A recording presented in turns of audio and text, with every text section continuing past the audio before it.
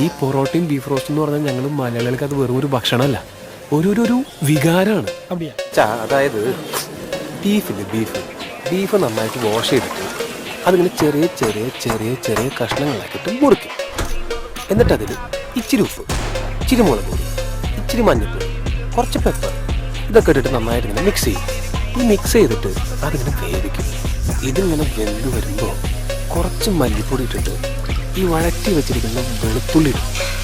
എന്നിട്ട് കുറച്ച് മസാല ഇട്ടിട്ട് കുറച്ച് വെളിച്ചെണ്ണ അതിൻ്റെ കൊണ്ട് താളിച്ചിട്ട് മൂടി വയ്ക്കും.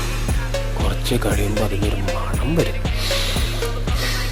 അപ്പോൾ അതിങ്ങനെ തുറന്നിട്ട് അതിനൊരു തവി കൊണ്ട് കുറച്ച് ബീഫ് റോസ്റ്റ് എടുത്ത് പ്ലേറ്റിലേക്ക് ഇട്ട് നല്ല മുരിഞ്ഞൊരു പൊറോട്ട എടുത്ത് അതിൽ നിന്ന് ഒരു ചെറിയ പീസ് ഇങ്ങനെ കീറിയെടുത്ത് ചാറിൽ മുക്കി ഒരു ബീഫിൻ്റെ കഷ്ണം ഇങ്ങനെ പൊതിഞ്ഞെടുത്ത് നിങ്ങൾ കഴിച്ചാൽ